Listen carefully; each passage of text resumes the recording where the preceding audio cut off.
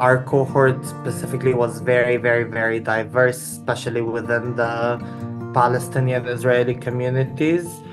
And one of my classmates was a settler from Gush Etzion, and it was the first conversation with her was very tense, I guess, and then we continued like having more and more and more conversations, discussing more things, and it was sometimes not necessarily related to the conflict in a way, but in the end it led to us being able to talk about the conflict and discuss the conflict in a way that we would discuss any other subjects. I saw this sort of new generation of students speaking and arguing and bringing their own narratives against the other narratives in a very similar way to I had remembered and I had experienced. They're just telling their stories, you know. It's not a matter of convincing somebody one way or another. You know, obviously there's truth to different aspects, and it's not that every story is the same, every story is equal, but to be able to view it from an external point of view, and not just be so caught up with the heat and the emotions and how you were brought up. I remember that being a major shift in how I viewed just the conflict, how I viewed this area, these people, and that we're gonna have to, I realized, okay, wait a minute, I'm gonna have to break out of this sort of simplified narrative structure, and we're gonna have to actually sit there and talk with each other and really understand, not just bounce narratives and stories and perspectives off of each other. That's not gonna help. I think at United I spoke with many people from different backgrounds about topics that were considered taboo to speak about, even in my village or even in my school. So it was a pretty liberating experience, yet educational, I would say. Decided to attend United during the peak of the tensions in 2021, which was specifically about it was a very specific neighborhood in East Jerusalem called Sheikh Jarrah. I had done a lot of research about it, but somehow, as I think most Israelis, I had never actually found myself talking to someone from Sheikh Jarrah or actually meeting a Palestinian before. So coming to this school and being able to have these conversations was already a huge turning point. But a specific example was a conversation that I had with my friend Issam, who actually comes from that neighborhood, and his family has lived in East Jerusalem for generations. So of course, he happens to be very opinionated. I would consider myself to be very opinionated, so we hit it off right off the bat. We ended up having a conversation that turned, I would say, it was friendly fire, but it definitely leaned more towards an argument towards the end of it. He obviously was so passionate about this neighborhood, about the conflict in general. He has lived here his entire life. This is his family story. And like most Israeli Jews, I happen to feel the same way. So again, I think it was just one of those things where the conversation was bound to go one of two ways. It was either going to make us great friends or we were never going to talk again. And I was really lucky that it went in the way that I had intended it to. The conversation led into just what we're interested in as teenagers, what he was watching on Netflix, who my favorite celebrities were, what classes we were taking, what universities we wanted to attend in the future. And I think it completely changed my perspective onto how at the end of the day, people have so much more in common when we open up our hearts to empathy.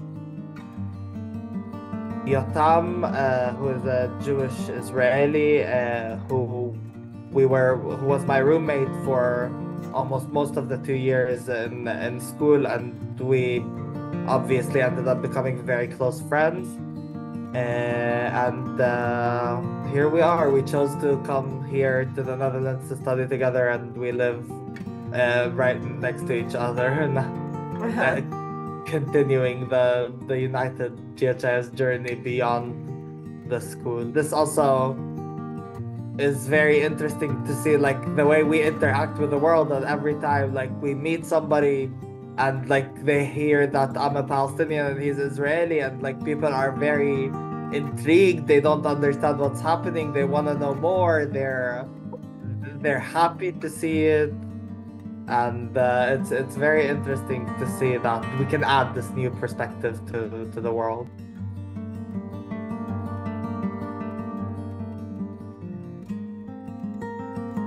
There's nothing in between. The people here were divided.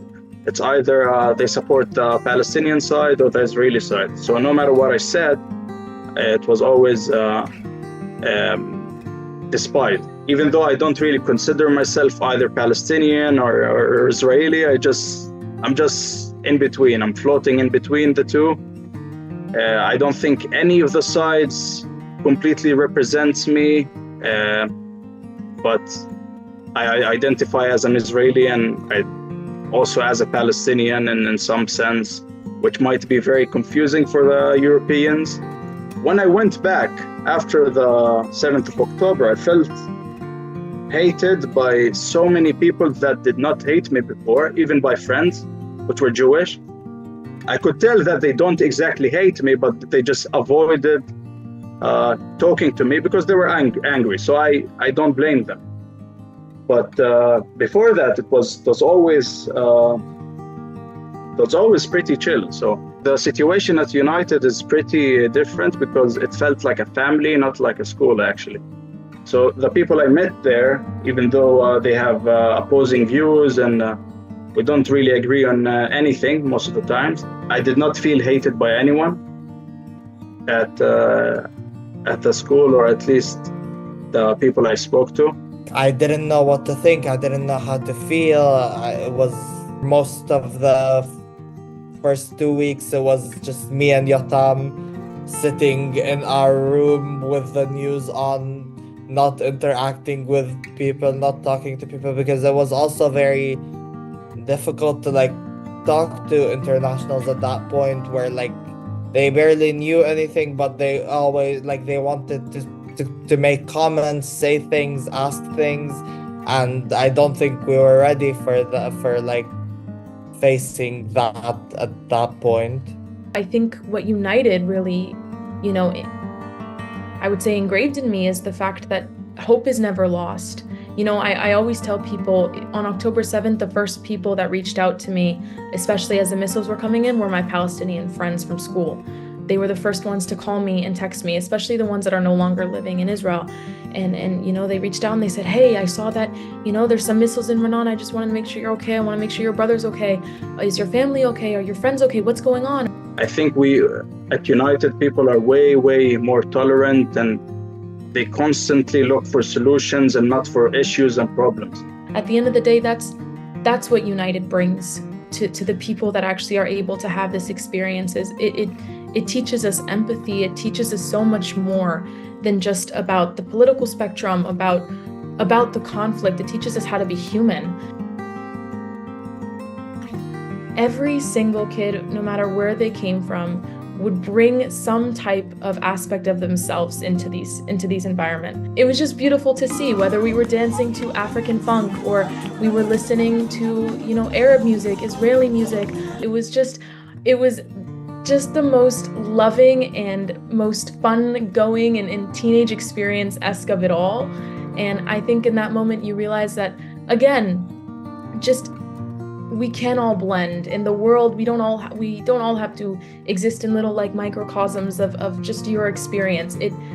There's so much love to go around. If we're not sitting, in school together, discussing things, humanizing each other, then it leads to destruction and hate and vengefulness, on both sides, and anger. And I think it motivated me on some level to try to push to change the reality that we're living in. I would like to finish my studies or finish my plans for the future here, and then probably go back and try to make a change within my community, and then maybe extend further if I could.